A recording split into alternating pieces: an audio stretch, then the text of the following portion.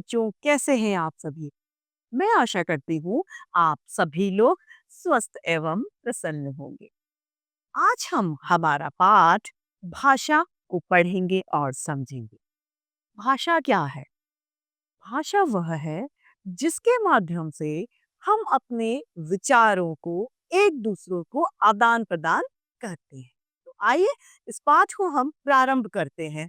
यह है हमारा पाठ एक, भाषा। भाषा जिसके माध्यम से हम अपने विचार आदान प्रदान करते हैं, किसी को कोई बात कहते हैं और उसका उत्तर हम सुनते हैं, वही भाषा है। भाषा के दो रूप होते हैं। क्यों?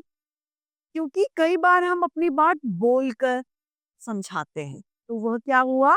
वह मौखिक रूप हो गया, क्योंकि हम बोली का प्रयोग कर रहे हैं, हम बोल रहे हैं, अगला व्यक्ति हमारी बात सुन रहा है, तो वह मौखिक भाषा में गिना जाएगा। दूसरा है लिखित भाषा। लिखित भाषा, जैसे हम अपनी बात कुछ लिखकर किसी को समझा रहे हैं, वह लिखित भाषा। समाचार पत्र, जो कॉमिक्स वगैरह हम लोग पढ़ते हैं, वह सभी लिखित भाषा में ही सम्मिलित की जाती है। तो आइए इस पाठ को हम प्रारंभ करते हैं। माँ मुझे खाना चाहिए, ये एक बच्चा अपनी माँ को कह रहा है, तो यह बोल रहा है, अपने विचार अपनी माँ को रख रहा है। पापा मुझे कुछ चीजें चाहिए, ये बच्चा अपनी बात अपने पिताजी के समक्ष रख रखा है। माँ कहती है बेटा अभी देती हूँ। इसका जवाब माँ ने दिया कि हाँ बेटा, मैं अभी खाना आपको देती हूँ। यह मौखिक भाषा है। बेटा उन चीजों के नाम लिख कर दे दो, जो जो आपको चाहिए, वे सभी चीजों का आप नाम लिखकर मुझे दे दो, तो मैं आपको वो चीज दिलवा दूंगा। ये पिताजी उस बच्चे को कहते हैं। बच्चों, आपने माता और पुत्र तथा पिता और पुत्र दोनों की बातचीत सुनी। माता व पिता अपने पुत्र की बात सुनकर और समझकर उत्तर दे रहे हैं। एक जगह बेटा अपनी माँ से खाना मांग रहा है और दूसरी जगह बेटा अपने पिताजी से कुछ चीजों की अपनी फरमाइश पिताजी से कर रहा है। किसी भी बात का उत्तर हम तभी दे पाते हैं जब हम दूसरों की बात अच्छी तरह सुनते और समझते हैं। जब हम किसी बात को अच्छे से समझ लेंगे कि हाँ, वह व्यक्ति हमसे क्या कहना चाह रहा है, तभी हम उसका उत्तर जवाब दे पाएंगे। वास्तव में बोलना, समझना और सुनना ही भाषा है। क्या है? किसी बात को सुनना, किसी बात को किसी के समक्ष रखना, किसी बात को समझना और किसी बात को पढ़ना ही भाषा है। इन्हीं के माध्यम से अपने विचारों को हम आदान प्रदान करते हैं। अतः ये भाषा कहलाती है। अगर हम बोल ना पाते तो हमारे पास भाषा नहीं होती। जिस तरह छोटा बच्चा रोकर अपनी माँ से कुछ नहीं कह पाता, चिड़िया भी ची ची की आवाज में कुछ कहना चाहती है, पर हम समझ नहीं पाते। जो जीव जंतु हैं, उनकी भी कुछ भाषा होती है, लेकिन वो हम समझने में असमर्थ हैं। इसका अर्थ यह हुआ कि अगर भाषा न होती तो हम एक दूसरों की बात को नहीं समझ पाते। अतः हम भाषा की मदद से अपनी बात एक दूसरे तक पहुंचाते हैं। किसकी मदद से? भाषा की मदद से। भाषा की मदद के द्वारा ही मैं आपको इस पाठ को पढ़ा रही हूँ। यही भाषा है। भाषा के रूप, भाषा के दो रूप होते हैं। पहला मौखिक, दूसरा लिखित। हम दो तरह से अपनी बात एक दूसरे को कह सकते हैं, बोलकर और लिखकर। अतः दो रूप हो गए भाषा के, मौखिक रूप और लिखित रूप। चित्र में दो बच्चे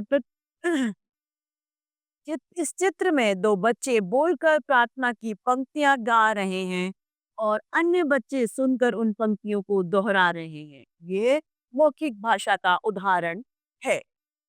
जब हम बोलते हैं और दूसरा सुनता है, तो उसे मौखिक भाषा कहते हैं।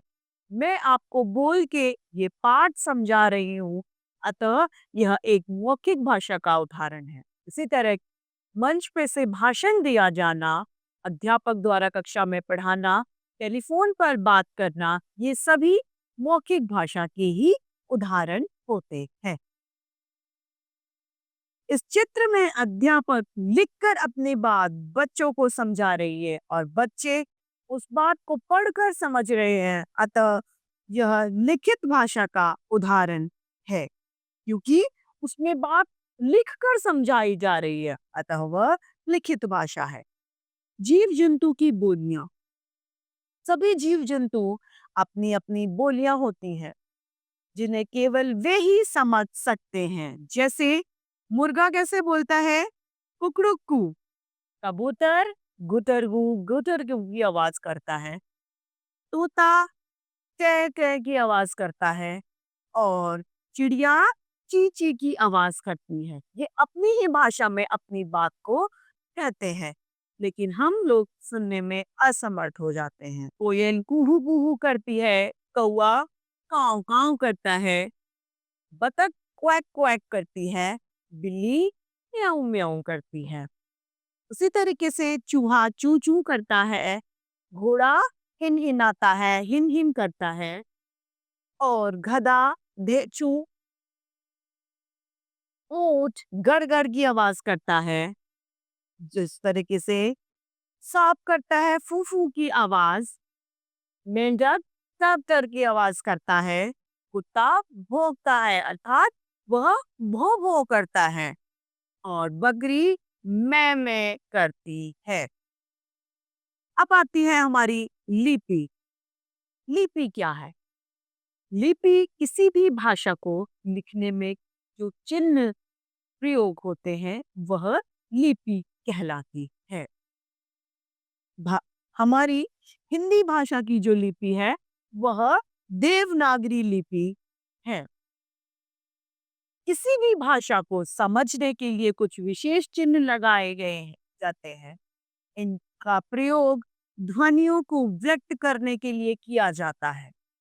प्रत्येक भाषा की एक लिपि होती है, जैसे हिंदी की देवनागरी, पंजाब की गुरुमुखी, अंग्रेजी की रोमन लिपि आदि।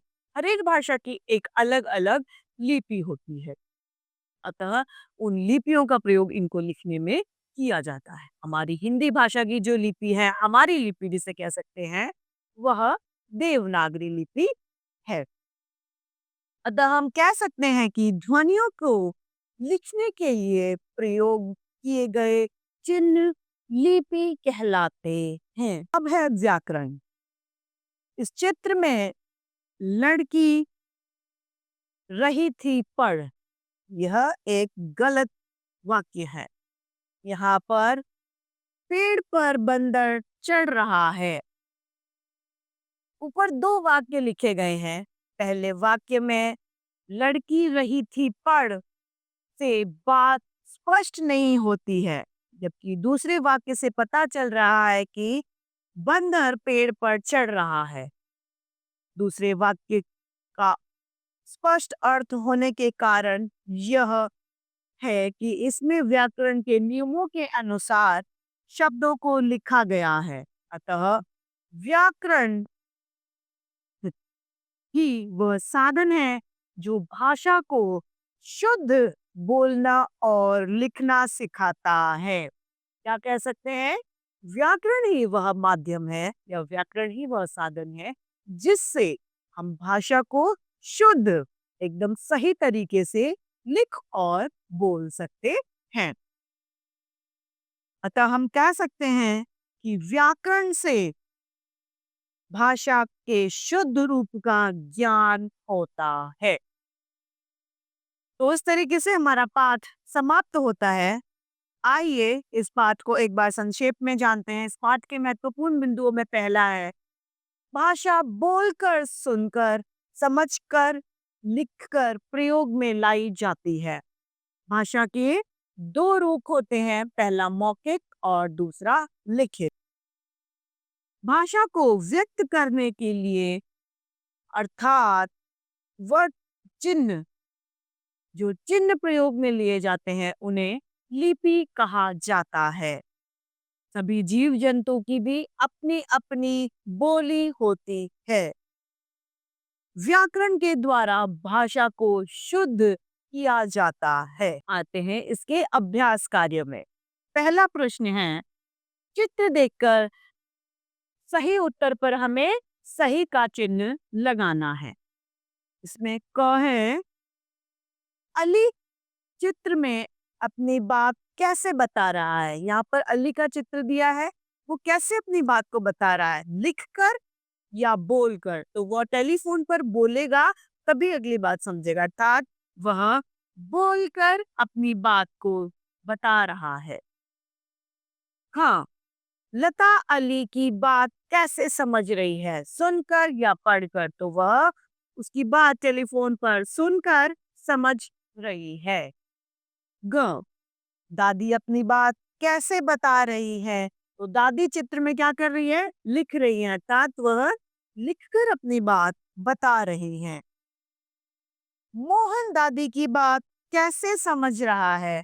तो मोहन कैसे कर रहा है, पढ़ रहा है यहाँ पर, तो पढ़कर अपनी बात समझ रहा है।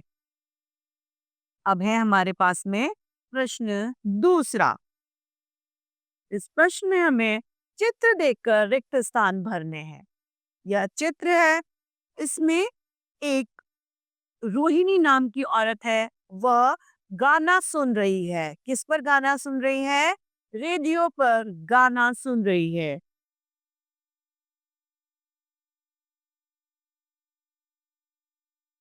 तो भाषा कौन सी हुई, सुनना। बोल, जो बोलेगा तब सुनेगा, अर्थात यह मौखिक भाषा हुई।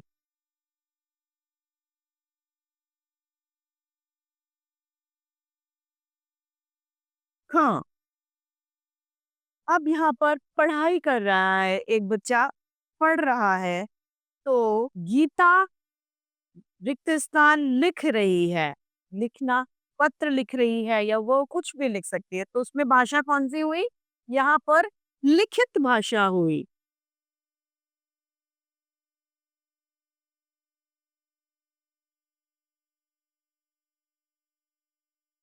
अब प्रश्न ग, भैया रिक्त स्थान पढ़ रहे हैं। तो भैया पत्र पढ़ रहे हैं, तो ये लिखित भाषा का उदाहरण है।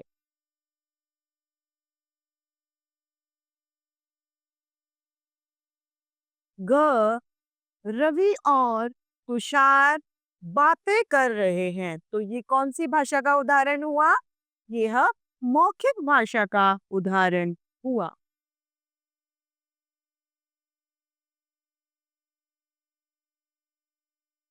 प्रश्न दूसरा, इसकी बोली कौन सी है। यहाँ पर हमें मिलान करना है। आइए हम मिलान करते हैं। सबसे पहले है मैं, तो मैं कौन करती है, बकरी। फिर म्याऊ म्याऊ, तो म्याऊ म्याऊ कौन कर रहा है, बिल्ली मौसी। उसके बाद है फूफू, तो फूफू करता है सांप। फिर है टर्टर, मेंढक टरटराता है। फिर है भोभो, भोभो कौन कुत्ता है, कुत्ता। आखिर में है ची ची की आवाज, ची चू करता है, चू चू करता है हमारे पास में चूहा। ठीक है, तो इस तरीके से हमारा ये पाठ समाप्त होता है। मैं आशा करती हूँ आप सभी लोगों को यह पाठ भली भांति रूप से समझ में आया होगा। तो आज के लिए इतना ही, हम फिर मिलते हैं। धन्यवाद।